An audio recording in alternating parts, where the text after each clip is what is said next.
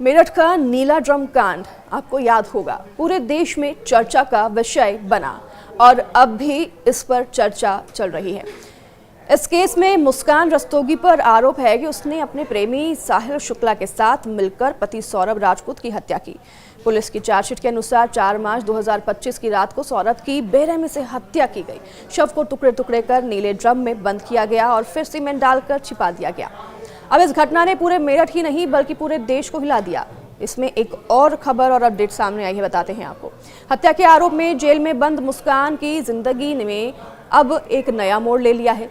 Jail की नियमित medical जांच के दौरान यह खुलासा हुआ कि मुस्कान 6.5 महीने की प्रेग्नेंट है। अप्रैल 2025 में पहली बार मेडिकल टेस्ट में यह बात सामने आई थी। इसके बाद अगस्त में कराए गए अल्ट्रासाउंड में पुष्टि हुई कि वह 26 हफ्ते से ज्यादा गर्भवती है। मुस्कान ने अब गर्भवती होने के आधार पर हाईकोर्ट में जमानत की अर्जी भी दाखिल की है। उसने फ्री लीगल एड की मदद से वकील नियुक्त किया है और प्रक्रिया शुरू कर दी है।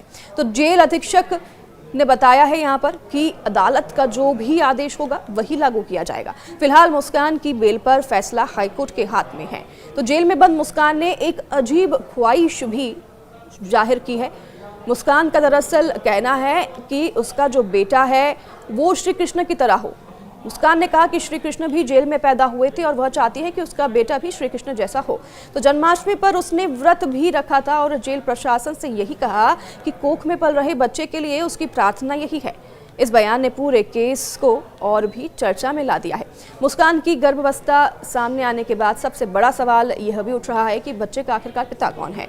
सौरभ के लंदन में रहने के दौरान मुस्कान और साहिल के बीच संबंध थे। तो सौरभ की हत्या के बाद मुस्कान और साहिल ने हिमाचल में मंदिर में शादी की और हनीमून भी मनाया। ऐसे में यह संदेह गहराया कि गर्भ में पल रहा बच्चा साहिल का है।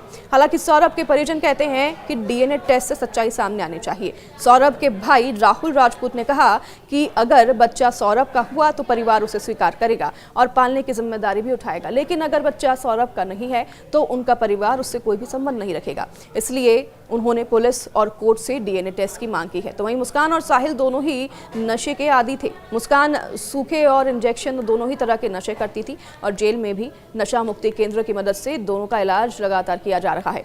अब मुस्कान नशे से पूरी तरह से तो दूर है। साहिल भी नशे से छुटकारा पाकर जेल में बागवानी जैसे कामों में समय बिता रहा है।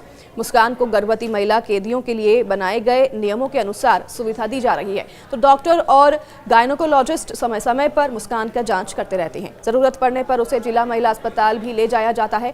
तो खान पान और मेडिकल पर विशेष ध्यान मुस्कान पर दिया जा रहा है। भारतीय कानून के मुताबिक गर्भवती होना अपराध से छूट नहीं देता, लेकिन अदालत बेल पर विचार करते समय मानवीय आधार को ध्यान में रख सकती है। कोर्ट यहाँ पर सीआरपीसी की धारा 437 और बीएनएस 2023 की धारा 480 में गर्भवती महिलाओं को कुछ राहत की व्यवस्था जरूर है। हालांकि हत्या जैसे संगीन अपराध में अदालतें सावधानी से फैसला करती हैं। सुप्रीम कोर्ट ने भी कहा है कि प्रेगनेंसी एक मिटिगेटिंग फैक्टर हो सकती है, लेकिन अपराध की गंभीरता को नजरअंदाज नहीं किया जा सकता। अब पूरा मामला अदालत पर टिका हुआ है। अगर हाईकोर्ट बेल देता है तो मुस्कान जेल से बाहर आ सकती है और बच्चा जेल के बाहर पैदा हो सकता है, लेकिन अगर बेल नहीं मिली तो बच्चे का जन्म जेल में ही होगा। दूसरी तरफ सौरभ का परिवार डीएनए टेस्ट की मांग कर रहा है ताकि पितृत्व की सच्चाई सामने आ सके। मेरठ का यह केस सिर्फ एक हत्या का मामला नहीं रहा है। अब इसमें प्रेम, विश्वासघात, अपराध, धर्म, आस्था और मातृत्व और कानून, ये सब कुछ जुड़ गया है। मुस्कान की कृष्ण जैसा बेटा चाहने की ख्वाहिश भावनात्मक पहलू है, लेकिन अदालत का फैसला कानूनी तथ्यों पर आधारित होगा। आने वाले समय में यह तय होगा कि मुस्कान जेल में रहेगी या फिर बेल पर बाहर आएगी और उसके बच्चे का भविष्य किस ओर जाएगा।